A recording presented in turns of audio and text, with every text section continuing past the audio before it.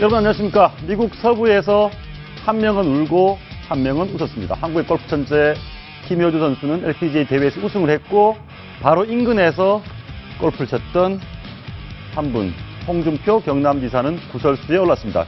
바로 이곳이 홍준표 지사가 골프를 쳤던 미국 서부 골프장입니다. 보기에도 굉장히 화려해 보이는데요. 지금 논란이 되고 있는 내용 저희가 확인을 해봤더니 일부는 사실이고 일부는 사실이 아니었습니다. 그나마 잠시 후에 이 내용 자세히 다뤄보겠습니다.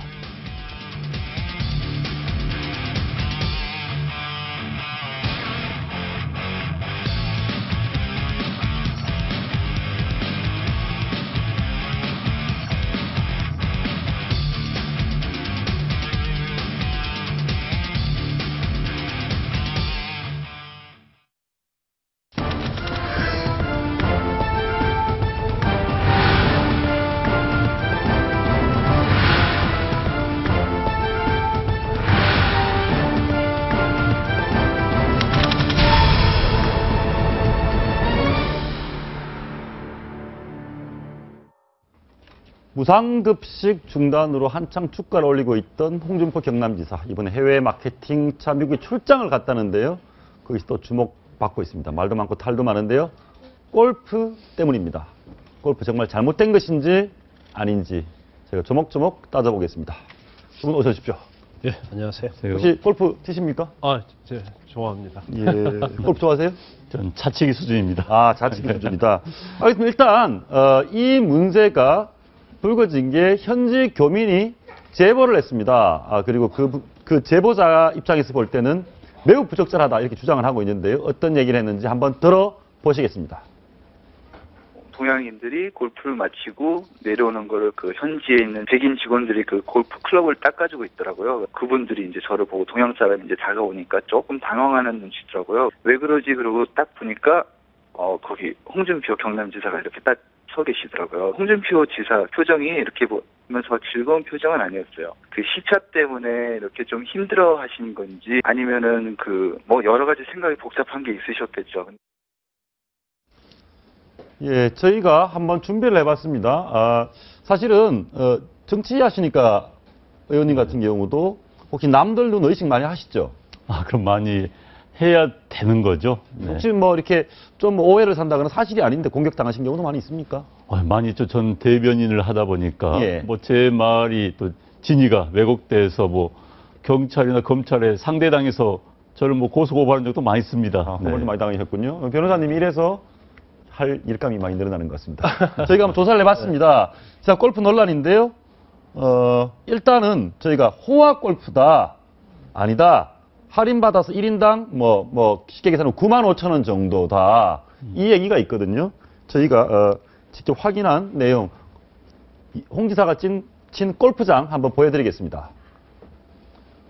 저희가 보니까 홈페이지에 $175입니다. 미국에서 거의 한 18만 원 돈 1인당 그린피가 정도면 매우 고가 맞죠?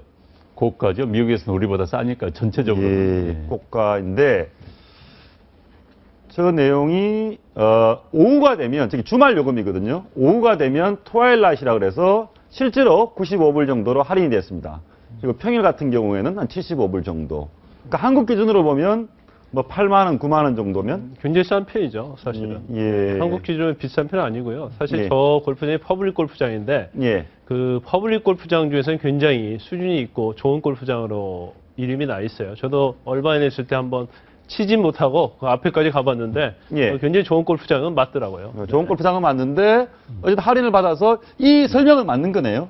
그렇죠. 예. 네. 저희 골프장 영상 준비한 게 있거든요. 준비가 되면 보고 싶은데 한번 보시죠. 이 골프장입니다. 저 뒤에 아주 멋있는 바위 산이 있고, 이 보니까 또 이 골프장의 클럽하우스라 그러나요? 네. 굉장히 좋은 골프장이었어요. 클럽하우스 잘 돼 있고, 그리고 결혼식도 많이 하더라고요. 네. 골프장에서 결혼식도 많이 하고, 그럼에도 불구하고 저 175불이 맞냐, 95불이 맞냐, 저 내용은 지금 보기에는 홍 지사 말이 맞는 것 같은데. 홍 지사 말이 맞는 것 같습니다.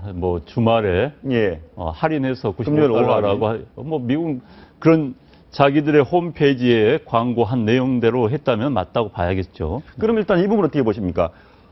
호화 골프가 맞습니까 아닙니까?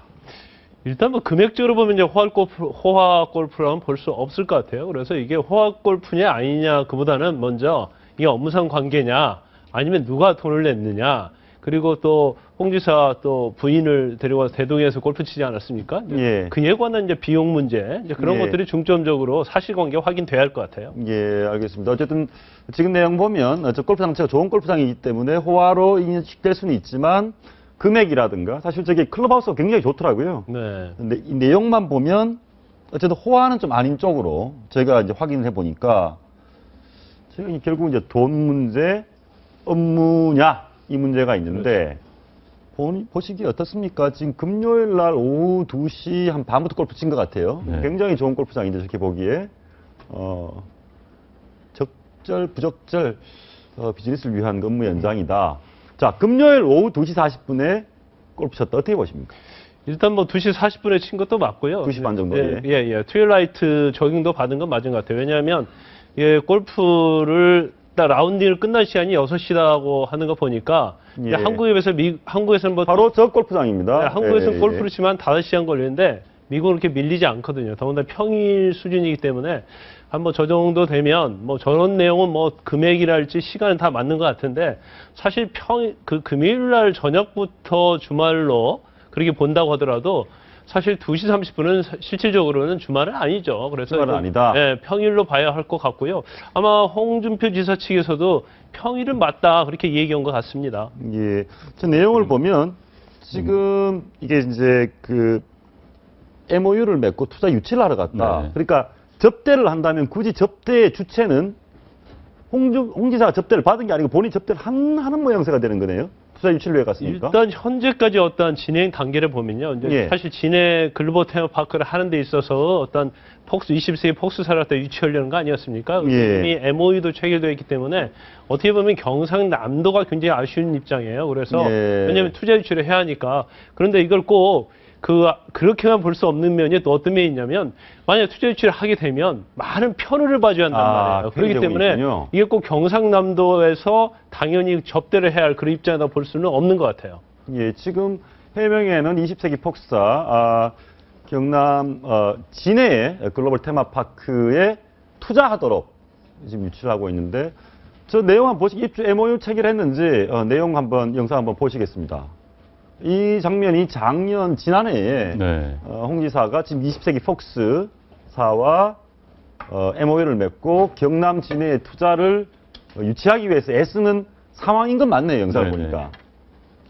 예, 그러면 지금 저 MOU 맺고 투자를 유치하려고 하는 저 폭사와 골프를 쳤다. 이건 맞는 거 아닙니까? 그렇죠. 이제 문제는 현재 뭐 호화 골프장 아니냐는 뭐 크게 중요한 것이 아니에요. 왜? 내 휴가 기간에 내가 가서 뭐 자기 돈으로 호화 치면 아무 상관없지 않습니까? 지금 예. 자, 첫 번째 홍준표 지사가 간 게 어떤 목적이었느냐? 예. 두 번째 그 시간이 일과 중이었냐 아니었느냐? 세 번째 부인이 따라갈 필요가 있었는지 아니었느냐? 예. 그 비용은 누구 돈으로 됐는가? 그 다음에 전체적인 비용이 경남도에서 됐는가? 저쪽에서 됐는가? 또 경남도에서 됐다면은 부인 것은 누가 됐는가? 뭐 이런 예. 문제가 논란이 될 수밖에 없겠죠. 뭐 부인이 비행기 값은 누가 됐는가? 미국 같은 문제가 됩니다. 그래서 이 전체적인 것은 지금 좀 더 밝혀져야만이 이야기가 예. 좀 가능하지 않을까 싶습니다. 아마 뭐 LA에 특파원들이 많이 있기 때문에 뭐 취재가 들어갈 것 같습니다. 제가 보기에는 일단 호화 골프 이 부분은 뭐 호화 정도는 아닌 것 같다라는 게 확인이 좀 됐고 이 부분은 어떻습니까? 지금 비즈니스를 위해서 금요일 오후인데 지금 MOU 맺은 것도 보고 실제로 경남도가 그 20세기 폭스와 MOU도 체결을 하고 20세기 폭스의 투자를 유치하려고 애를 쓰고 있고 그 진해죠. 예. 진해 이제 글로벌 테마파크 이제 그 관련해서 아마 그 주모 씨 같은 경우는 미국에 거주하고 있는 이제 경남에서 위촉한 사람이죠. 그렇습니다. 예. 경남에서 위촉한 사람인데 보니까 이제 주 씨하고 주 씨의 지인, 홍 지사와 홍 지사의 부인 이렇게 네 분이 이제 금요일 날 뭐 트와일라이트 뭐 할인해서 예. 받아서 뭐 1인당 $95 냈고 도합 $400를 갖다 홍 지사가 주 씨한테 주었다는 거예요. 그러니까 이제 4명 하고 나면 한 10불, 20불 그 사람들은 받았겠죠. 그렇죠. 예, 예. 그래서 이제 $400을 20불. 홍 지사가 그저 주 씨한테 주었고 뭐 그래 주었다. 근데 저는 이렇게 보면 세세하게 다툴 부분은 아닌 것 같아요. 그렇죠. 뭐냐니까 예. 기본적으로 지금 그렇습니다. 뭐 2월 달에 보면 박근혜 대통령 이제 공직자도 이제 골프 좀 쳐라. 이른바 골프 해금령이라고나 할까요? 해금령을 내렸죠. 내려서 보면은 하는데 어쨌든 간에 좀 홍준표 지사가 마침 지난주에 보면 문재인 대표랑 이른바 무상급식, 보편적 무상급식이냐 선별적 무상급식이냐 갖고 그야말로 세인의 주먹을 갖다 끈 다음에 갔잖아요. 갔는데 뭐 본인은 이렇게 얘기할 거예요. 아, 금요일 날 오후부터는 사실상 휴일이다. 그리고 그 주모 씨가 보면은 20세기 폭스사에 보면 우리 진해 그라왈 테마파크에 애쓴 사람이고 또 마침 그 주모 씨의 지인이라는 사람은 앞으로 그 경남도에서 그 뭐 농수산물 유통 수출하지 않습니까? 그걸 동부 지역으로 연결하는 그 유통업을 하고 있는 사람이다. 약간 구구한 변명할 거 없습니다. 뭐냐니까 어쨌든 간에 공직자로서 저 해외에 나가서 골프 쳐갖고 국민들에게 실망을 시켜드린 점 죄송합니다 하면 끝날 이야기예요. 끝날 이야기고 실제 보면은 앞서 말씀 보니까 오늘도 보니까 경남도에서는 뭐 부인은 가서 보니까 뭐 별도의 일정으로 갔는데 그 일정을 갔는데 그저 잠은 그 주모 씨 그 집에 그러니까 이제 미국에 그 20세기 폭스로 투자를 유치하려는 그 사람은 업무 관계인 사람. 업무 관계의 주신의 집 자고 이런 식으로 잠깐 구구히 설명할 게 없죠. 뭐 대한민국 5천만 국민이 그렇게 어리석지 않지 않습니까? 보면 대충 남편이 가니까 그 겸사겸사 이렇게 뭐 함께 갔는지 옆으로 갔는지 거기서 만난 거 아니냐 이렇게 짐작할 텐데 이럴 때는 간단합니다. 어쨌든 우리가 2010년 8월을 생각하시면 돼요. 2010년 8월에 네. 김태호 전 경남지사가 국무총리로 지명을 받고 이제 이틀 동안 걸친 인사청문회 할 때 당시 이용섭 의원이 막 공격에 들어갑니다. 왜 당신은 7년 동안 경남지사면서 왜 도합 47번 해외 출장을 갔다 왔는데 왜 그중에 12번이 가족들을 동반했느냐. 그래서 뭐라 그랬습니까? 그래서 거기서 가족들 버벅댔죠. 김태호 당시 후보자 버벅대는 가운데 12번 중에 본인이 8번, 부인이 7번, 자녀까지 5번 갔는데 도합 아무리 계산해봐도 최소한 7,700만 원 정도가 소요되는 그런 그거는 뭐 그런 내용 그 정도는 아닌데. 그 정도는 아니지만은 지금 심상정 지금 정의당 원내대표 같은 경우는 이거 감사 청구해야 된다는 얘기 아니에요? 그러면 잠시 무슨 뭐 사과하고 끝날 일이다 아니다라고 보기에는 저희가 또 한번 짚어봐야 될 내용이 저희 제보자를 말을 더 신뢰를 실어주거나 또 제보자 말 부인하는 거 아닌데 제보자 이런 얘기를 합니다. 애들 밥줄 끊어놓고 뭐 골프 치니까 재밌더냐 얘기를 했거든요. 그 제보 최 씨가요? 제보자가요? 예. 제보자가 애들 밥줄 끊었다라고 지금 무상급식 관련해서 어쨌든 한쪽 편에 적극적으로 이 입장에서 얘기를 했단 말이죠. 이 부분 어떻게 보십니까? 그거는 잘못된 거죠. 마침 그 문제 갖고도 보면은 문재인 대표도 그 말씀하셨잖아요. 애들 밥그릇 왜 뺐느냐 그러는데 아니에요. 28만 명 경남의 초, 중, 고등학교 학생 중에서 6만 6천 명은 기존대로 무상급식을 받습니다. 예, 이제 그 내용은 6만 6천 명이 맞는데 이 제보자가 이런 얘기가 전에 대해서는요. 애들 밥줄 끊고라는 말을 제보자가 하는 걸 보면 사실은 무상급식과 관련해서 그 중단에서 반대편에 서 있는 그런 생각을 갖고 있는 분인 것 같아요. 그래서 저것이 제보 어떤 과정이랄지 또 어떤 사진 찍는지 이런 거 보면 홍준표 지사를 좀 굉장히 반대하고 좋지 않게 보는 그러한 한국민인 건 맞는 것 같습니다. 그래서 쭉 제보 그 머니더투데이 더 300인가요? 거기다 제보하고 그런 과정을 쭉 보면 실질적으로 굉장히 홍준표 지사 무상급식 중단에 대해서 굉장히 적개심이 있는 거 아닌가 그런 생각을 들게 하더라고요. 보니까. 미국 교포 사회가 사실 굉장히 불행한 일입니다만은 한국의 정치 지형을 그대로 옮겨놓은 측면이 굉장히 강합니다. 우리 한국 사회에서 이념적 대립 양상이 미국 교포 사회가 그대로 나타납니다. 그래서 뭐 어느 특정 정치인이 가면은 반대 이념 또는 반대 진영에 있는 교포 쪽에서 와서 데모를 하기도 하고 시위를 하기도 하고요. 또 교포 사회 나눠서 뭐 홍준표 지사가 지금 이번에 간 주모 씨 어떤 관계인지 모르겠습니다. 또 어느 특정 정치인이 가면 특정 정치인 접대하는 또 그룹들이 있습니다. 이런 식으로 그래서 그런 그 한국 사회의 맹점이 그대로 드러나고 있는데 지금 제보자께서 지금 저런 표현을 굳이 쓴 걸 보면은 아마 홍준표 지사와는 철학적, 이념적으로 반대 지형이 있는 분이 아닐 것 같습니다. 물론 홍준표 지사가 이것 때문에 저 골프를 친 게 합리화될 수는 없습니다. 그러나 이 내용만 비춰본다면 반대 진영에 있는 분이 상당히 작심하고 지금 제보를 하지 않았나 싶습니다. 그러면 혹시 이런 건 어떻습니까? 제가 뭐 어떤 편을 들려는 것이 아니라 애들 밥 좀 끊어놓고 골프 치니까 재밌냐라고 이런 얘기를 하면 어찌됐건 이 제보의 어떤 신뢰도가 공정성이 좀 떨어지는 측면이 있나요? 떨어지는 측면이 있어요. 왜냐하니까 언뜻 이런 생각이 들더라고요. 처음에 그 제보한 사람들이 뭐 애들 밥줄 끊어놓고 가로 열고 가로 닫고 그다음에 뭐 일반 호화 골프장에서 고급 골프장에서 어바인에 있는 이렇게 이게 평일날 그러면 왜 자기는 왜 갔죠? 그 본인 그분이야 아니. 하시는 분이 갈 수 아니죠. 있죠. 그분은 공직자 아니지 않습니까? 공직자 아니 그게 아니라 평일날이라면서요. 그러니까 저는 아까도 말씀드렸지만 홍준표 지사의 이런 행동은 전혀 마땅치 않아요. 보면 예. 당연히 보면은 부인이 아 여보 제가 이번에 마침 그 일이 있어서 가는데요. 그러면 이번에 내가 공무적으로 가니까 혹시 당신이 일이 있더라도 당신은 다음에 오구려. 왜? 공직자는 무릇 이하 부정관입니다. 그러니까 백꽃나무 일대에서는 각근을 고쳐면서는 안 되는 거예요. 근데 누가 봐도 앞서도 말씀드렸지만 김태호 전 당시 현재 예. 의원입니다만 당시 경남지사 같은 경우도 막상 얼마나 많은 호되게 질책을 받습니까?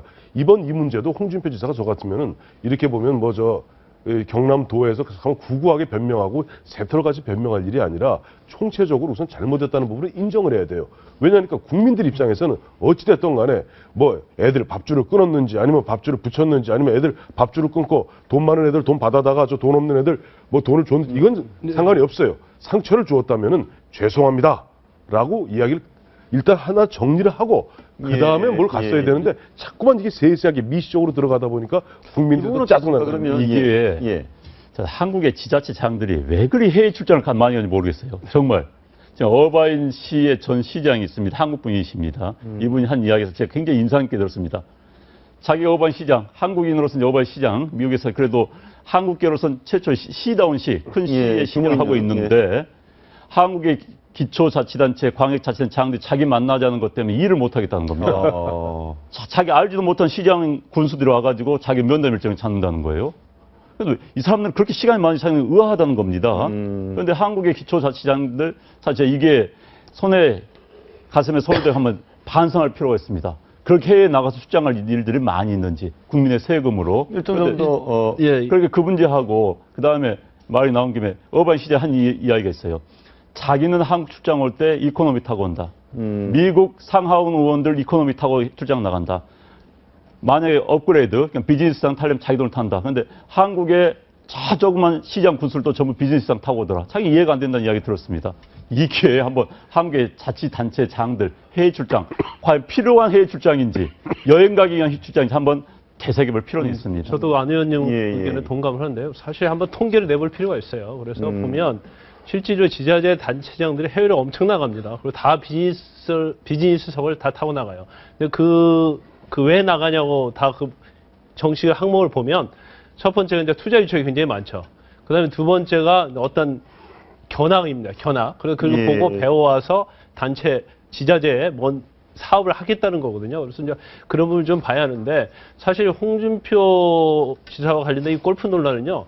굉장히 다른 지자체 단체장과는 좀 다른 면이 있어요. 왜 다른 면이 있냐면 사실 가기 전에 무상급식과 관련해서 굉장히 논쟁이 되지 않았습니까? 그래서 무상급식이라는 거하고 비즈니스 좌석이라는 거하고 골프는 어떻게 보면 굉장히 반대적인 거에 있다고 볼 수 있거든요. 그래서 국민의 시각에서 보면 무상급식이라는 자체를 정말 진정성을 가지고 어떤 나라의 곳간이랄지 아니면 실질적으로 선별적으로 해서 정말 저소득층이 있는 애를 돕고 어떻게 보면 교육 지원을 해야 한다. 그런 진정성이 있을지언정 어떤 본인의 저런 행동들이 사실은 진정성을 훼손하는 거죠. 어떻게 보면 무상급식과 관련해서 보수 아이콘으로 떠올랐는데 어떻게 보면 보수가 주장하는 그런 것들이 굉장히 희석이 되는 이런 건 어떻습니까? 그런 실제 확인해 보니까 일단 호학 골프는 정확하게 호학 골프는 아닌 걸로. 아니, 거의 퍼블릭이래. 아닌 걸로. 고급 퍼블릭. 95불이면 뭐 95,000원이면 물론 뭐 작은 돈 아닙니다. 호학 골프는 아닌 걸로 됐고 비공식 비즈니스 일정이라는 것도 사실은 맞아요. MOU도 맺었고 그것도 사실 맞습니다. 맞아요. 그죠? 맞아요. 그럼에도 불구하고 그 날이 굳이 금요일 오후에 쳤을 때냐 토요일 치면 안 되냐라는 논란이 하나 있고 그렇죠. 이 부분은 어떻습니까? 아까 말씀하셨는데 의원님께서 애들 밥줄 끌어놨다라는 이렇게 보면 이건 진보와 보수의 문제가 아니고 또 보수 쪽 사람들은 진보 쪽 의원이 미국에 오면 그 따라 가서 뭐 마음에 안 드는 거 있으면 뭐 이렇게 할 수 있고 그래서는 미국에서도 공격이 반복되는 거 아닙니까? 아니, 그래서야 되겠습니까? 그러니까 참 우리 사회가 안타까운데 교포 사회에도 한국의 정치 지형이 다 양분화되어 있다는 것, 꽤 안타까운 일이고요. 그런데 이제 어찌됐든 이걸 기본적인 공직자의 틀에서 비춰보면 된다고 봅니다. 저는 공직자가 어떤 이유에선 간에 해외에 나가서 골프에, 골프에 대한 한국 국민들의 거부반은 굉장히 강합니다. 그래서 골프 친다는 건 참 바람직하지 않다고 봅니다. 알겠습니다. 어떤 의미에서든 간에. 네, 저는 이 사건에 있어서 반드시 사실 확정이 돼야 할 중요한 문제는 두 가지로 생각해요. 첫 번째는 뭐냐면 과연 누가 비용을 지불했느냐. 홍 지사는 자기 냈대요. 홍 지사가 만약에 지불한 것이 확인됐다고 하면 이 사건은 굉장히 논란의 여지에서 좀 제외될 거고요. 그다음에 두 번째는 왜 부인을 대동해 갔고 거기에 대한 항공비랄지 체류 비용이랄지 골프 비용을 과연 어떻게 부담시켰느냐. 그 부분은 이제 확인해봐야 될 부분인데. 지금 홍 지사와 관련돼서 간 공무원이 12명이라고 합니다. 그래서 총 17명이 갔는데 거기에는 이제 부인이 포함이 안 됐다고 하는 거 보니까 일단 공식 멤버에는 해당이 안 되고 그렇다면 이제 체류지 항공비 그런 건 이제 어떻게 되냐 문제인데 제가 볼 때는 홍준표 지사가 거짓말하기는 어려울 거예요. 왜냐하면 여기서 조금이라도 거짓말을 하나 드러나버리면 더 삐끗하면 이제 그렇죠. 예. 완전히 야당의 의원이 12명도요. 그 아까 말씀드렸던 어바니 시장 왈 자기는 한국 출장하면 비사명대로 나온답니다.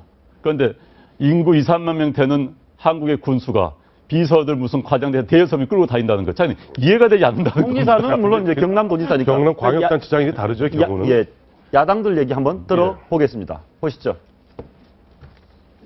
홍준표 지사는 지금 많은 언론들에서 미국 현지에 가서 골프를 쳤다는 그런 의혹이 제기되고 있습니다. 이것이 사실이라면 비정하게 의무급식을 폐지한 홍준표 지사는 과연 공직자윤리법 위반은 아닌지 우리가 심각하게 검토해 보아야 합니다. 돈이 없어 아이들 급식을 중단했다는 홍준표 지사가 피곤하다며 비즈니스석을 이용하고 해외에서 초호화 골프를 치고 다닌다니 기가 막힙니다. 제가 좀 드릴 말씀이 있어요. 예. 이게 보면 우리가 팩트는 팩트를 정확히 잡아야 돼요. 예, 저도 그 부분을 하고 있어요. 아니, 저 의원들이 저런 식으로 얘기하면 안 되는 게 우선 봐요. 우선 정청래 의원이 비정하게 의무급식을 중단했다고 그랬어요. 아니죠.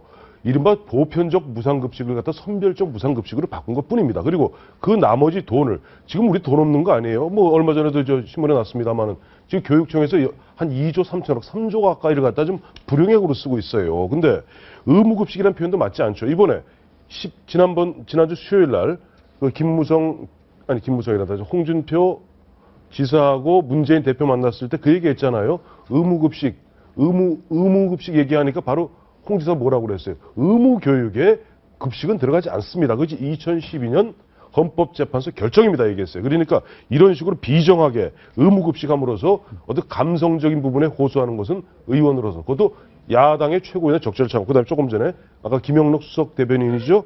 돈이 없어 급식을 중단. 급식 중단한 적이 없어요. 제가 지금 경남 제가 대변인 아닙니다만 급식을 갖다가 하는데 다만 25% 하위 25%는 기존대로 무상급식을 하고 상위 75%는 부모들이 돈을 내고 거기서 세이브된 알겠습니다. 그런 그 부분은 비용은 이미 이제 경남도에서 많이 밝힌 내용이니까. 아니 그래도 여기서 예. 저기 나왔기 때문에 또 얘기해 줘야 돼요. 왜 안 그러면 헷갈려 시청자들이 그런 부분들이 그걸 갖다가 없는 학생들은 주겠다 이 얘기인데 돈이 없어 급식 중단하면은 안 되죠. 그러나 그럼에도 불구하고 홍준표 지사가 어쨌든 공무로 나가서 골프 쳤다는 것은 입이 10개라도 할 말이 없는 얘기입니다. 근데 저희가 일단 정리를 하겠습니다. 일단 지금 야당에서 초호화 골프라고 했는데 그건 사실이 아니고요. 보니까 그다음에 그 부분도 공감이 됩니다. 비정하게 무상급식을 폐지한 사람이 공직자윤리법이다. 이 부분도 사실은 아닌데 원래 이 여당 야당 이렇게 얘기를 합니까? 감정에 호소하고 이렇게 과장하고 그러니까. 김영란법의 정당성을 얘기하고 이렇게 합니까? 그러니까 야당이니까 상 공격을 할 수 있는데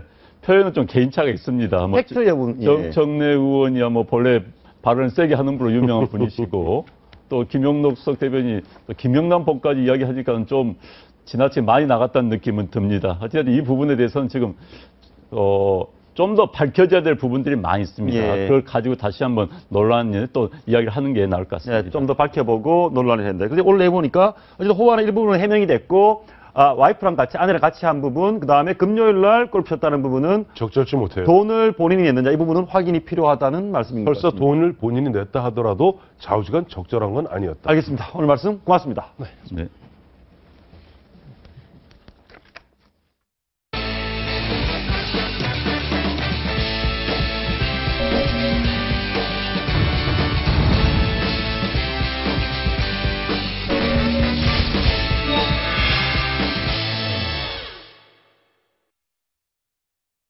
요즘 이분 어떻게 지내시는지 궁금했습니다. 한때 FTA, 그러니까 자유무역협정 전사로 불렸던 새누리당 김종훈 의원입니다. 이달로 한미 FTA가 발효된 지 3년이고요. 또 광우병 기억도 떠오릅니다. 이번 소회 그리고 사드에 대한 얘기 4명밖에 안 되는 김영남 반대 의원 이유 한번 물어보겠습니다. 어서 오십시오. 예, 반갑습니다. 뭐 요즘 길거리 다니시면 많은 분들이 알아보시죠, 옛날부터. 예, 많은 분들이 좀 그런 이 FTA 전사라는 별명은 어떠세요? 뭐 개인적으로는 영광스럽게 생각합니다. 영광스럽게 예. 예. 본인에게 뭐 플러스가 됐다고 보시는 건가요? 예, 뭐 반대하시는 분들도 좀 적지 않았지만은 예. 결과적으로 나타난 그 뭐랄까요, 그 결과가 뭐 그렇게 나쁘지 않기 때문에 저로서는 보람을 느낍니다. 예, 알겠습니다.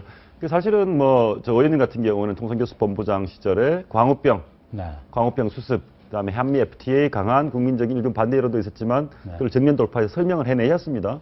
광우병은 지금 어떻게 기억하십니까? 예, 지금도 뭐 기억은 생생합니다. 구설수에도 많이 오르셨잖아요, 그래가지고. 예, 뭐 상당히 위협도 받고 그랬었죠. 근데 그때 당시를 회고해 보면요. 예.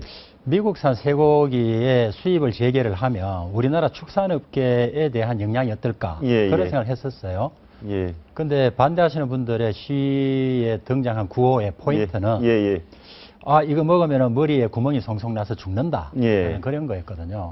그러면서 굉장히 이제 시에 불이 붙었는데 제가 이거를 굉장히 통상의 논리로서 이제 설득을 하고자 노력을 했습니다만은 그때 당시를 해고를 해보면 뭐 이렇게 국민의 건강이 위협에 처하면은 국가는 그에 관한 조치를 당연히 할 수 있죠. 근데 그런 걸 아무리 설명해도 잘 설득이 안 됐고요. 그래서 이거는 통상 교역의 논리로서 설명할 수 있는 한계를 벗어났구나.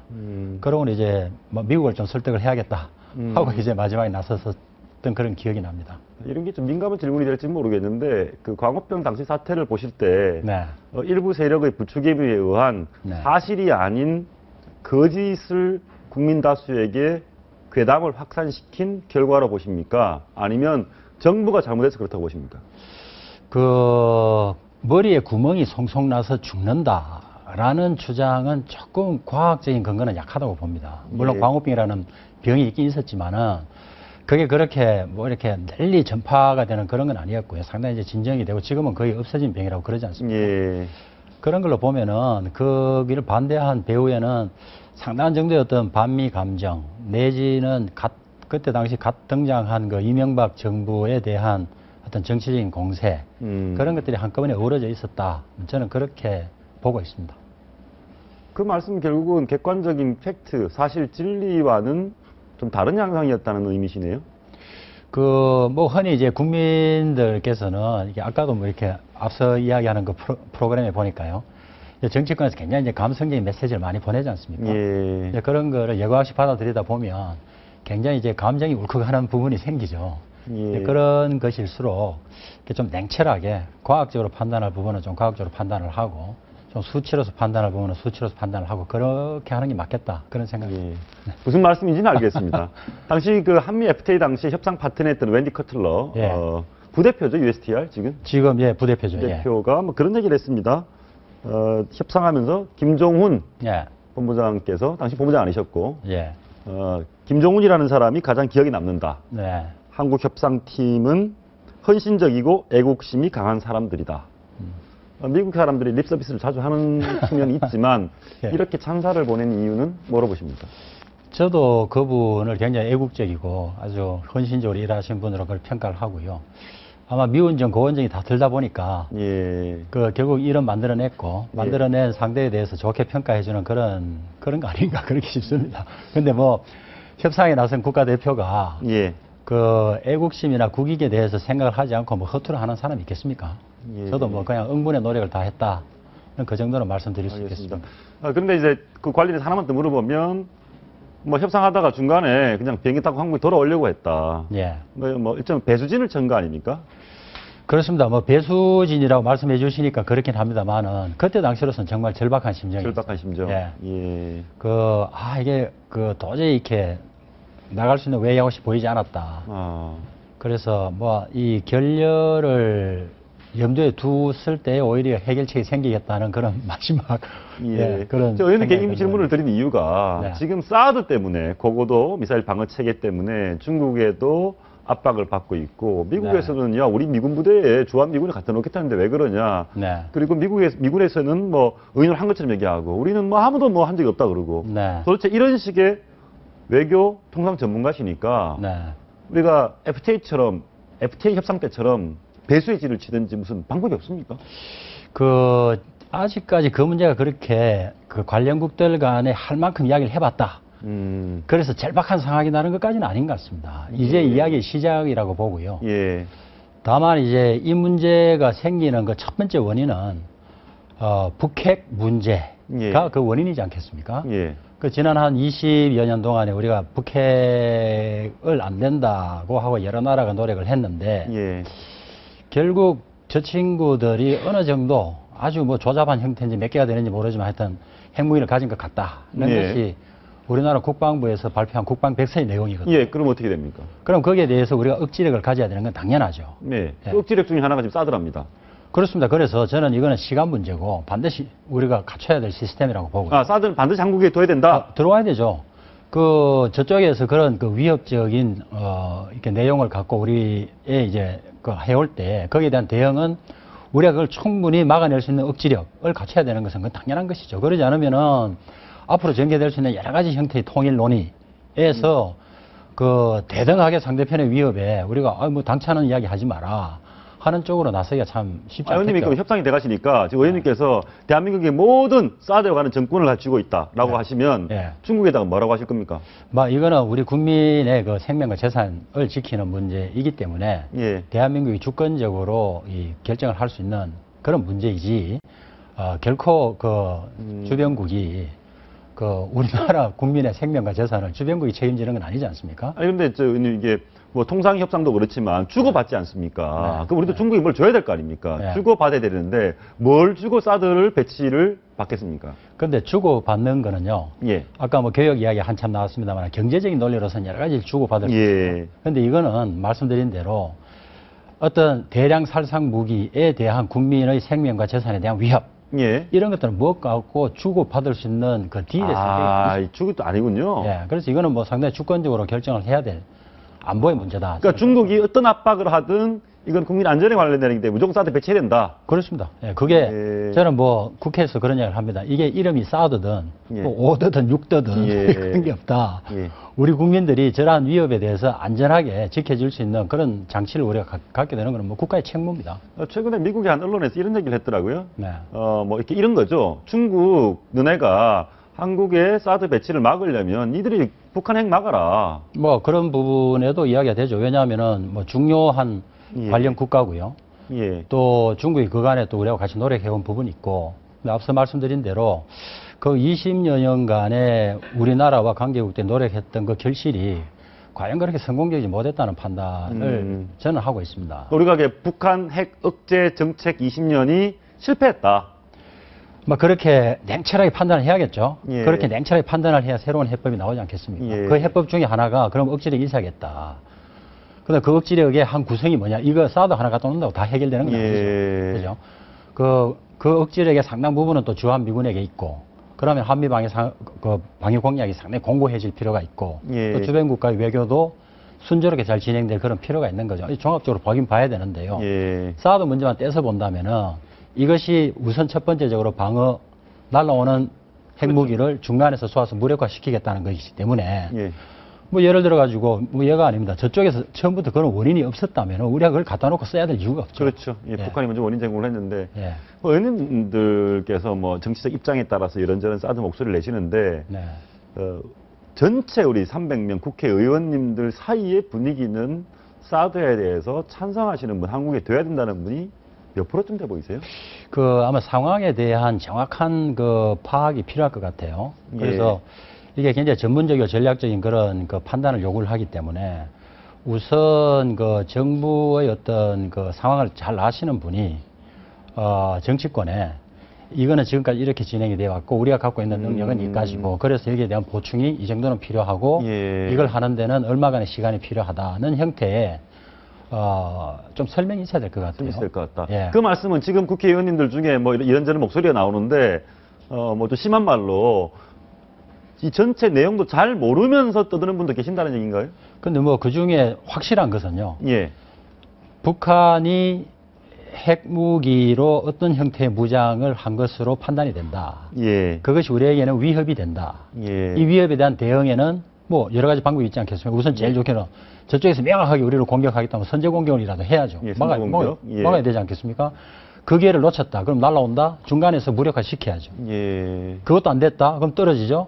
그럼 상응하는 응징을 할 수 있는 능력을 갖추겠다. 뭐 이런 것들이 종합적으로 억지력을 구성할 겁니다. 구성이 된다. 예. 전반적인 느끼시는 분위기는 어떻습니까? 지금 그 국회 내에서는 전반적으로 사드 투자는 쪽이죠. 저는 상당 부분 의원들이 그런 데에 공조를 하고 있다고 보고 있고요. 다만 이것이 어떤 정파적인 이익이나 아니면 아주 공개적으로 토론을 해가지고 결론을 도출할 내용은 아니지 않느냐. 아, 누군가 주권적 판단을 해야 되는. 그렇죠. 상당 부분 전문적이고 전략적인 그리고 상대가 있기 때문에 이게 공개적인 것보다는 상황을 파악하고 난 다음에 어떤 결단이 필요한 그런 것이지 여러 사람이 모여가지고 공론을 통해가지고 결론을 낼 부분은 아니다. 그렇게 그렇군요. 주장하시는 분들이 계시죠. 그런데 저는 그 상황 판단이든 뭐 사실에 대한 파악이든 어느 정도의 그런 뭐 특히 뭐 아주 아무나 참여하는 그런 청문회나 공청회가 아니고 국회 안에서의 논의라면은 그렇죠.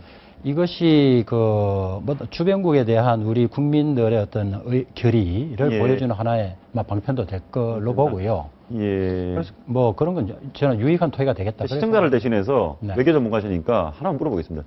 전략적 모호성 말도 무지 어렵습니다. 그러니까 애매한 태도를 취하는 자체가 전략이라는 뜻 아닙니까? 지금 애매한 태도를 취하는 이 전략이 맞습니까? 뭐 전략적 모호성이라는 게 뭐 영어 표현 같은데요. 뭐 strategic ambiguity 이런 말이겠죠. 이제 뭐 NCND란 말도 있고, 그렇죠. 뭐 긍정도 부정도 하지 않겠다. 이제 그렇게 하면서 이제 유연하게 가져갈 수 있는 이제 여유를 좀 갖고 있겠다. 전략에 따라서 필요한 옵션을 내가 직접 쓰겠다. 이제 이런 걸로 표현을 하면은 그건 아주 괜찮다고 보여지고요. 그 다음에 이제 저는 뭐 이렇게 그 경제 문제로 협상을 하다 보면 양측 간의 입장이 좁혀지지 않으면 건설적 모호성이라는 말은 씁니다. constructive ambiguity. 좋은 방향을 위해서 그렇죠. 뭐 둘이 붙어가지고 그냥 딜이 깨져버리는 것보다 이 문제는 좀 밀어놓고 나중에 숙제로서 남겨두자. 다만 이게 불씨가 되면 안 되니까 서로 이것은 남겨두는 부분이다 하고 이제 건설적으로 모성을 제껴두는 거죠. 아니 그래 되면 지금 사드를 그렇게 되면 이 사드를 한국에 뱉지 못하는 거 아닙니까? 제가 이제 중간에 말이 끊어졌는데요. 그 경제 문제에서는 흔히 그런 말을 할 수 있어요. 이거는 뭐 당신 말도 맞고 내 말도 맞는데 이게 지금 결판을 내기에 참 시간도 모자라고 그렇다. 그러니까 이건 좀 제쳐놓자. 숙제로 남겨두자. 이렇게 되는데 이게 국민의 생명과 재산을 지키는 일이다고 하면은 이게 어떤 모성의 대상이 될 걸로 저는 생각하지 않습니다. 거기에 대해서는 보다 단호하고 결의에 찬 정부 입장이 있어야 되지 않느냐. 이제 정부라는 건 대통령 말씀하시는 겁니까? 뭐 대통령께서 이제 최고의 지도자시고요. 거기에는 여러 가지 전문성이 좀 관여가 되니까 전문가들 집단에서 이건 이렇게 가는 게 맞겠습니다는 어떤 상황 판단이 우선 있어야겠죠. 그렇게 말씀해 보면 경제 문제는 서로 주고받고 딜이 있을 수가 있지만 국민의 안보에 관련된 문제는 양보할 수 없는 영역이고 뭐 전략적으로 이렇게 모호한 부분도 있겠지만 국회 내에서 아주 전문가 그룹 내의 토의는 좀 필요하다. 그렇습니다. 의원 나오시면 꼭 물어보고 싶은 게 있었습니다. 뭐 일부러 튀려고 그러시지도 않을 것 같은데 김영란법을 혼자 반대는 아니고 4분 정도 반대를 했는데 그중에 한 분이세요? 그렇습니다. 왜 반대하셨습니까?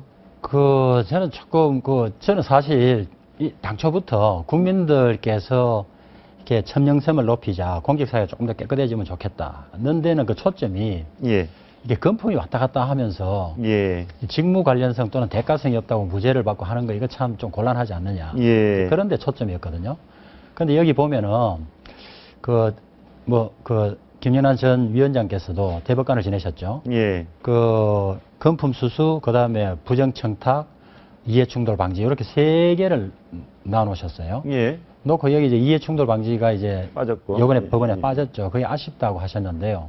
저는 정말 아쉬운 게 조금 더 금품 수수 쪽에 초점이 가가지고 완성도를 높였다면은 국민들이 수용할 수 있는 수용도도 훨씬 높아지고 법으로서의 어떤 집행력도 좀 실효성도 높아지지 않겠냐. 근데 여기 이제 부정청탁, 뭐 이해충돌은 빠졌습니다만은 부정청탁 이런 부분을 보면 이제 뭐 이 허용되지 않는 청탁. 예. 의 유형을 쭉 보면은 법령에 위반해서 가져오는 청탁 안 된다. 근데 국민들이 저도 판단을 해봐요. 이게 내가 지금 제기하고자 하는 이 내용이 우리 실정법에 법령이 이게 위반이 되는 건지 적법한 건지 잘 판단이 안 돼. 사실 그러니까 변호사들도 예. 어떤 그 의뢰를 받으면 법전 뒤져보고 판단을 해야 예. 아 이게 법령에 맞다 판단을 하잖아요.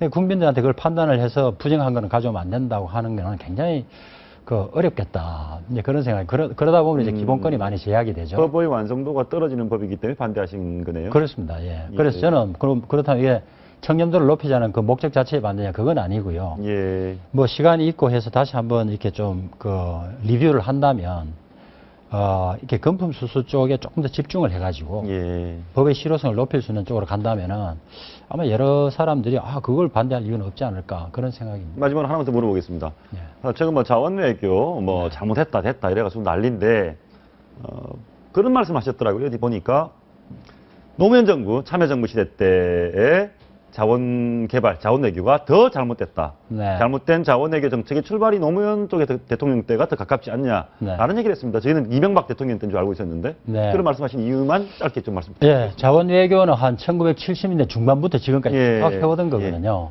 근데 저는 사실 어느 정부는 잘했고 어느 정부는 못했다 그런 말 하기 싫습니다. 근데 이게 프레임이 예. 이제 뭐 야권에서 이렇게 야당 쪽에서 주장하는 걸 보면 그때는 잘했는데 그 뒤에가 문제였다 이런 예. 이제 프레임을 말씀을 많이 하시는 것 같아요. 예.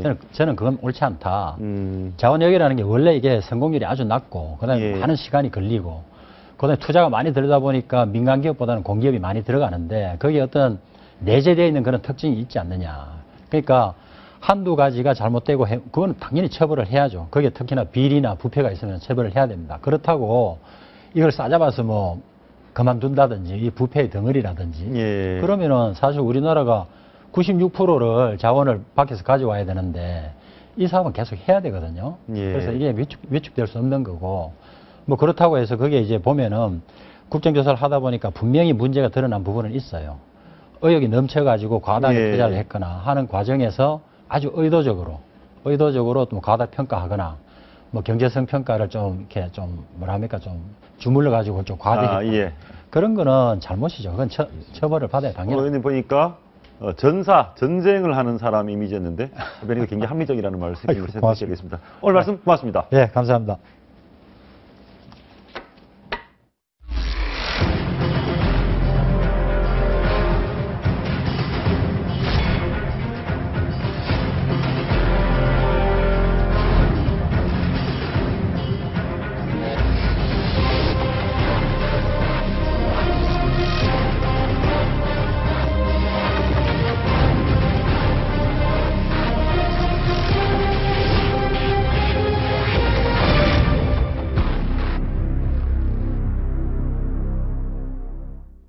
온 국민을 슬픔에 빠뜨렸던 천안함 사건 어느새 5년이 지났습니다. 아직도 생존 영웅이라고 해야 될까요? 생존 장병들 그리고 유가족들은 아픔에서 벗어나지 못하고 있습니다. 반복되어서는 안 될 비극.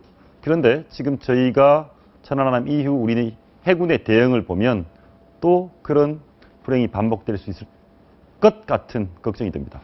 조영근 천안함 재단 이사장, 신인균 자주국방 네트워크 대표 모셨습니다. 어서 오십시오. 안녕하세요. 안녕하십니까. 오신 김에 신 대표님께 먼저 짧게 물어보겠습니다. 천안함 사태 이후 5년이 됐는데 다시 북한이 그렇게 천안함 같은 사태를 일으키지 못하도록 우리 해군 방위 바뀌었습니까? 준비를 많이 하고 계획을 많이 세웠는데 사실은 그 계획이 중간에서 조금 부족하게 진행되는 부분이 사실 많이 있습니다. 그래서 예. 저는 완벽하게 천안함을 극복했다라고 보기는 어렵고 지금도 상당 부분 많이 부족하다라고밖에 말씀을 드릴 수 없는 예. 안타까움이 있습니다. 이사장님, 지금도 이제 생존 장병들이 유가족들 자주 보시죠? 네, 그렇습니다. 근데 5년이 지났는데도 그분들이 슬픔이 더 깊어진다, 생활하기가 너무 힘들다, 정신적으로 고통스럽다, 그런 모습 많이 보시겠네요. 네, 그렇습니다. 이 세월이 우리 약이다는 말은 할 수 있지만 예. 아마 이 문제는 약이 안 되는 것 같습니다. 야. 네, 생생하게 오히려 그럼 어떤 것 때문에 많이 힘들어하세요? 좀 전에 말씀하신 대로 주위에서 많은 이런저런 괴담들이 많이 괴담. 예. 예. 흔히들 우리가 유언비어라고 이야기하죠. 예. 한번 보시겠습니다. 저희가 봤더니 천안함 폭침이 북한 도발에 의한 것이라고 보는 건데 이게 이제 2010년에 입학한 대학에 입학한 학생들 66.5% 그렇다. 57.5%. 그러면 극단적으로 보면 그전에는 10명 중에 3명 남짓이 정부 발표를 못 믿겠다. 괴담을 믿었는데 지금은 10명 중에 4명, 5명이 저 생존 장병의 증언을 못 믿겠다는 거 아닙니까? 생존 장병들은 어떤 얘기를 하고 있습니까? 네, 그렇습니다. 이 SNS 영향으로 인해서 누가 그렇게 하더라. 예를 들면 우리 김 교수님이 그렇게 이야기하더라. 그러면 학생들이 따라가는 겁니다. 예. 그래서 이제 저는 생각하기를 시간이 흐를수록 이 SNS라든지 영향이 크지 않을까 저는 그렇게 생각합니다. 저희 보니까 자살까지 생각했다. 현실은 그게 아니다. 이 말이 가슴 아픕니다. 탈출할 때 몸에 상처 하나 만들고 나올 걸. 그러니까 혼자 살아나왔다. 나는 살아나왔다. 장렬히 전사한 전우들에 대한 너무나 미안함. 이런 얘기가 있는데 군대에서 대표님 이 전우회라는 게 이런 거 아니겠습니까? 지금 이제 그 병사는 아마 이런 이야기를 한 것 같아요. 46명이 사망했지 않습니까? 예. 했죠. 그런데 자기는 털끝 하나 다치지 않고 나왔지 않습니까? 예. 57명은 생존해서 나왔습니다. 그런데 그 다치지 않고 나왔다는 게 너무 죄스럽다. 예. 라는 것이고 지금까지 나온 천안함, 괴담 모든 것들은 그 괴담 하나하나 다 나름대로 일리가 있어요. 예. 그 일리가 있다는 게 문제인데 문제는 그 일리가 있는 하나하나의 사람들이 그 하나만 집중을 하지 그 괴담들을 다 모아놓으면 말도 안 되는 이 A 괴담과 D 괴담을 다 연결하면 하나도 말이 안 맞아요. 예. 그냥 괴담은 얼마든지 의혹은 만들 수 있지 않습니까? 그런데 그것들이 전부 다 논리적이냐? 논리적이지 못하고 다만 사실대로 다 맞는 거는 진실, 우리가 발표한 합동조사단의 진실은 사실과 굉장히 부합하는 하나의 어떤 논리적인 체계가 되어 있는데 예. 괴담들은 다 맞지 않는 괴물 덩어리입니다. 예. 알겠습니다. 그 이사장님 같은 경우에 이 정치인들도요, 루머 확산, 괴담 확산에 좀 보탬이 되지 않았나? 이 보탬이라고 표현해야 될까요? 네, 그렇습니다. 아무래도 이 정치적으로 또 이용을 하니까. 예. 좀 전에 그 우리 어떤 생존 장병이 탈출할 때 정말 상처 하나 만들고 나올 걸 그런 이야기 저도 들었습니다. 예. 그런데 이 원인이 처음에는 유족들도 그렇게 했어요. 야, 너 왜 살아나왔어? 심지어 이렇게까지 이야기하니까 그 생존 장병은 할 말을 잊어버린 거예요. 유족들도 오죽하면 그런 말을 했겠어요. 예, 그렇습니다. 예. 혹시 우리 천안함 재단 차원에서 이렇게 뭐 여전히 5년이 지나도 여전히 안 믿고 괴담이 확산되는 것도 생존 장병들 유가족 고통스러운 것 어떤 대책이 좀 있습니까? 네, 그렇습니다. 예. 저는 처음부터 천안함 재단 이사장 직을 맡으면서 이것은 현장에 답이 있다. 일단은 있다. 이런 괴담 저런 괴담 듣지 말고 평택에 있는 천안함 선체를 한번 봐줬으면 좋겠다. 예. 현장에 답이 있다는 거죠. 예. 그걸 보고 난 다음에 하자 이런 뜻에서 천안함 선체 견학 프로그램을 만들었습니다. 저희 재단에서 전액 지원을 해드리고 있습니다. 신 대표님, 대단한 전문가가 아니어도 천안함 폭침된 천안함 보면 이게 폭침이라는 걸 믿을 수 있게 됩니까? 어떻습니까? 제가 항상 주장한 겁니다. 저는 초등학교, 중학생들 수학여행 코스를 천안함으로 잡았으면 좋겠어요. 수학여행 그래서 제 아이도 저는 천안함을 수학여행 가는 것을 바라서 저는 우리 학부모로서 그렇게 주장해서 사실 제 아이의 학교는 천안함 수학여행 했습니다.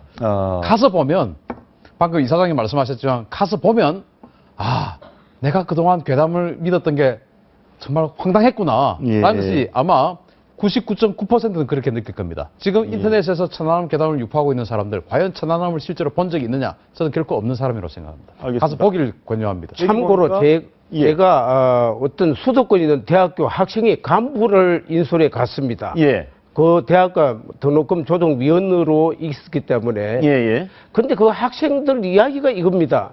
이거 우리가 와보니까 우리 김 교수 이야기가 다르네. 그 김 교수님이 꼭 와서 봐야 되는데 그런 고백을 하는 걸. 괴담을 퍼뜨린 사람이 김 교수네요? 네, 그렇습니다. 예. 알겠습니다. 여기 보면 생존 영상 설문조사 결과가 나오는데 매우 어렵고 심리치료 받겠다라는 분들도 있고 굉장히 참 결과가 가슴 아픈데요. 이런 가슴 아픈 상황이 재현되지 않도록 자, 우리 해군 어떻게 바뀌었습니까? 우리 해군이 이제 뭔가 폭침을 당했으니까 대응 대책 세웠을 거 아닙니까? 장비, 작전 어떤 개념 모든 것을 많이 사실은 바꿨어요. 예. 바꾸는데 이제 그것이 과연 뭐 지금 제대로 적용되고 있는가는 제가 현장에 있지 않은 사람이기 때문에 알 수가 없는데 예. 아무튼 천안함 폭침 이후에 굉장히 많은 어떤 그 전력들을 바꾸고 있습니다. 여기 한번 봐보시죠. 이게 이제 천안함이 당시 이제 폭침된 여기 현장이 있고 속정, 고속정, 이게 또 호위함, 성남함 여기서 지금 바뀐 곳은 어디입니까? 자 일단 예. 천안함은 이제 백령도 근해에서 그 백령도 근해 작전. 예. 그리고 서해의 중요한 작전 지역이 바로 백령도 근해와 연평도 근해입니다. 예. 이 백령도 근해와 연평도 근해 그 전에는 이제 초계함들이 일선에 백령도와 연평도 근해에 바싹 붙어서 작전을 했죠. 예. 바로 천안함이 1000톤급 초계함인데 지금은 초계함은 2선으로 물러섰습니다. 이 천안함은 자 뒤로 물러나고. 그렇죠. 물러나고 이 자리는 뭐로 태웁니까 그러면? 윤영하급 유도탄 고속함이 그 사이에 들어갔습니다. 천안함이 이제 이 정도로 약하다, 위험하다, 천안함 같은 역할을 하는 배는 뒤로 빼고, 그렇죠. 윤영하급 유도탄 고속함이라고 유도탄 한 500톤 정도 되는 그 유도탄 고속함이 있어요. 고속함은 어떤 배입니까? 그 유도탄 고속함은 이제 직접 근접전을 하는 그런 배죠. 지금 이제 사진에 잘 나오는데 저 윤영하급 고속함은 76mm 함포 그리고 해성이라고 하는 150km 날아가는 함대함 미사일 이런 것들을 장착하고 한 500톤에서 한 600톤 정도 되기 때문에 주로 근접전을 하는 배예요. 근데 천안함은 1000톤인데 1000톤이니까 침몰당했는데 이 천안함은 작은 배로 괜찮겠습니까? 이 배는 아주 빠르게 기동하는 고속함입니다. 천안함은 천천히 기동하다가 당했지 않습니까? 그래서 해군이 천안함이 작전하는 그 지역을 이 윤영하급 고속함을 빠르게 기동하게끔 북한의 의뢰가 빠르게 기동하는 것을 제대로 쫓아올 수가 없거든요. 그런데 이 윤영하급 고속함은 이 의뢰를 탐지하고 잠수함을 탐지하는 소나라고 하는 그 수중 레이더, 소나라고 하는 그것이 음탐기죠. 그게 없습니다. 그냥 빠르게 기동하면서 억제를 하고 하는 그런 고속함인데 이것을 2선에 집어넣고 이제 천안함은 3선으로 빼고 그 천안함 뒤에 이제 다시 또 호위함이라고 있습니다. 또 호위함이 들어가고 다시 그 뒤에 백업으로 구축함들이 한 2척 또 작전을 하는 이런 한 4단계의 작전 패턴으로 말씀 들어보면 어찌됐건 지난 천안함 같은 공격을 당할 일은 없다. 그래 봐도 되겠습니까? 공격을 당할 일은 없다라고는 할 수 없습니다. 왜냐하면 낮아졌다? 왜냐하면 지금 이제 우리 해군이 백령도, 연평도 여기가 아주 열점이지 않습니까? 그때 우리가 수중에서 의뢰를 북한 연어급 잠수함을 우리가 발견하지 못했기 때문에 당했다. 그래서 백령도와 연평도 근해 수중에는 이제는 그 고정 소나를 깔아놨어요. 그래서 뭐 그러한 준비는 많이 하고 있지만 그럼에도 불구하고 잠수함이 워낙 은밀하기 때문에 그런 것들을 다 뚫고 공격할 수 있는 가능성은 충분히 있습니다. 알겠습니다. 대변인께서 그런 얘기를 했습니다. 지난번에 우리 천안함은 북한 의뢰에 당했는데 북한이 동일한 공격은 하지 않을 것이다. 다음은 의뢰가 아니라 배에서 배로 쏘는 미사일일 수 있다. 이런 얘기를 하셨는데 이 미사일입니까? KH-35 우란이라고 하는 러시아제 미사일을 북한이 자기네들 스스로 뭐 개량을 했는지 아니면 어떻게 밀수를 했는지 몰라도 어느 날 이걸 이제 보여줬죠. 그동안에 북한이 가지고 있던 스틱스라고 하는 함대함 미사일은 1960년대에 소련이 만들었던 미사일이라서 이를테면 뭐 진공관으로 작동을 하는 그런 건데 50년 전 거고. 그렇죠. 이거는 이제 굉장히 최신형이죠. 이를테면 우리의 해성 함대함 미사일 아까 제가 그 윤영하급에 있다고 한 그 해성과 거의 동급의 어떤 그 세대입니다. 그래서 제가 우려하는 것은 아까 저 배는 지금 나오는 배는 이것은 이제 해삼급이라고 하는 여기에다가 장착을 해서 쏘았죠. 해상급이라고 하는 스텔스성 고속함입니다. 그러니까 북한이 지난번에 의뢰를 밑에서 쐈다가 지금 저 배를 갖다 놓고 저 배에서 미사일 공격을 한 거네요. 미사일 공격을 이제 할 가능성이 있다. 이 미사일은 천안함이나 우리 2000톤급 호위함들이 있습니다. 이거는 저런 미사일을 날아오는 것을 요격할 수 있는 능력이 없어요. 윤영하급도 마찬가지입니다. 그래서 그 윤영하급, 천안함급 또 2000톤급 호위함 이런 것들은 전부 다 이 스틱스 미사일이 날아오면 그 전자전으로 해가지고 제밍시켜서 떨어뜨려 버리는데 그 우리가 가지고 있는 전자전 능력보다 이 우란이 훨씬 더 진보한 거죠. 그래서 그 전자전에 안 속을 가능성이 굉장히 큽니다. 그리고 물리적으로 격추를 시켜버려야 되는데 그 격추할 수 있는 능력을 가진 것은 우리 군함 중에서 구축함밖에 없어요. 그러니까 저는 이 우란을 장착한 아까 그 해삼급 고속정들이 몰려와서 기습 공격을 한다면 이제 우리가 수중 전력은 지금 막 확충을 하고 있는데 윤영하급이나 저 배에 네. 우란을 답지수 저 배에서 우란을 쏴서 공격을 하면 제2의 천안함 사태 같은 불행한이 생길 수 있다는 말씀이시잖아요. 생길 수 있죠. 왜냐하면 윤영하급 또 천안함급 그리고 울산급 그 2000도급 호위함 이런 것들은 전혀 저 미사일을 막을 수 있는 능력이 없거든요. 그런데 예. 단 천안함과 다른 것은 누가 쐈느냐 하는 거 확실하게 알 수가 있죠. 알 수가 있다. 네. 이사장님, 지난 그런 이제 비극적인 그 사태가 있고 장병들이 이제 제대를 했습니다. 전역을 했습니다. 지금 혹시 천안함과 같은 서해안을 지키는 우리 해군 장병들이 그런 공포를 아직도 느끼고 있습니까? 네, 그렇습니다.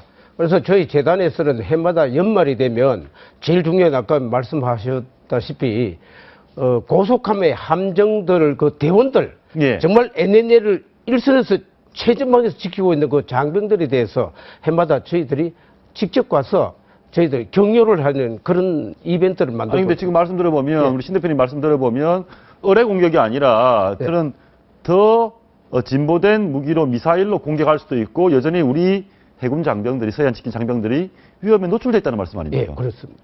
예. 그래서 그 이후에 천안함 때 예. 사실은 우리 그 천안함이 아주 느린 속도로 3에서 5노트의 느린 속도로 일직선으로 지속적으로 주행을 하다가 의뢰를 맞았거든요. 예. 그래서 이제 해군이 그 이후에는 갈지자로 주행합니다. 아. 그렇다면 똑바로 가니까 북한 해군이 계산하기가 쉬울 거 아니겠습니까? 예. 그래서 갈지자로 주행하고 속도도 늦췄다가 빨랐다가 이건 아주 이제 함장의 어떤 그냥 직관에 의해서 랜덤하게 속도도 늦췄다가 빨랐다가 이렇게 이제 작전 예. 기동을 바꿨고 또 우리가 그 5년 전을 돌이켜 보면 천안함이 이제 두동강이 나서 침몰을 했지 않습니까? 예. 그런데 함수 한미 찾느라고 굉장히 오래 걸렸어요. 예. 그래서 지금은 대부분의 군함에 하다못해 150톤짜리 참수리 고속정에도 예. GPS 수신기를 다 달아놨어요. 침몰하면 신속하게 그 위치를 찾을 수 있게. 아니 침몰하면 그런 일이 생기면 안 되고. 안 되죠. 그렇지만 어쨌든 빨리 건져서 그때 골든 타임이라고 있었지 않습니까? 예. 빨리 이 어떤 함체에 공기가 남아있을 때 빨리 건질 수 있게끔 그 GPS 수신기를 다 달았어요. 그 전에 한번 물어보겠습니다. 그러면 지금 북한이 지금 새로 배치한 저 전력으로 미사일을 쐈을 때 우리가 방어할 방법이 없다 그러면 천안함 같은 불행한 사태가 다시 일부 생길 수 있는데 네. 우리 그럼 해군은 가만히 넋놓고 있습니까? 그렇게 되면 이제 천안함은 누가 쐈느냐 아직도 아까 그 괴담설 나오고 있듯이 누가 쐈느냐를 분간할 수가 없었지 않습니까? 예. 그러나 이 수상에서 날아오는 것은 누가 쐈는지 확실하게 알 수가 있거든요. 예. 그때는 그동안 우리 국방부와 군이 공언해 왔던 것처럼 원점 타격 그리고 확실한 응징보복에 들어가야죠. 뭐 저희 국민들 입장에서는 분명히 당시 이명박 대통령이 46 용사 이름을 다 부르면서 네. 내 반드시 응징을 하겠다 했는데 응징한 거 없지 않습니까? 11월 달에 이제 연평도 포격을 당했는데 응징을 못했죠.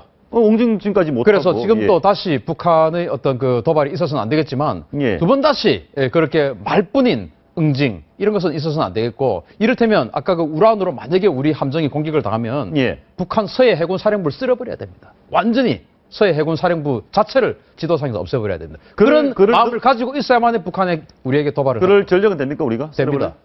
되는데 우리 어떤 그 국군 통수권자 그리고 우리 군에서 마음먹으면 서해 해군 사령부 정도는 쓸어버릴 수가 있습니다. 그렇게 마음먹으면 북한이 못합니다. 저희가 이제 뭐 자라보고 놀러 가서 소뚜껑 보고 놀란다고 당시 우리나라 천안함을 공격했던 연합급 잠수함이죠. 그렇죠.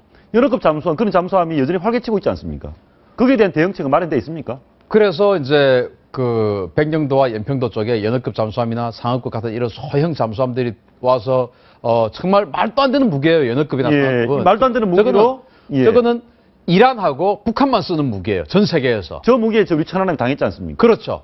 그렇기 때문에 저러한 말도 안 되는 무기 따위에게 우리 천안함이 당했는데 그런 것을 당하지 않기 위해서 백령도와 연평도 수중에 고정 음탐기를 다 배치를 하고 그리고 이제 아까처럼 갈지자로 운행을 한다든지 하는 그런 능력. 그리고 소나도 우리 소나가 천안함에 너무 구형이었습니다. 그런 소나를 지금 바꿔주려고 하니까 바꿀 수가 없는 거예요. 그래서 천안함을 뒤로 빼고 소나를 더 강력한 소나를 지금 이제 구축함들이 들어가서 작전하는 거예요. 마지막으로 우리 이사장님 그 말씀 좀 해주십시오. 지금 루머도 많고 괴담도 많고 생존 장벽이 너무 고통 속에 살고 있는데 좀 어떻게 정부에 대해서든 무슨 요청하는 사항이 있으시면.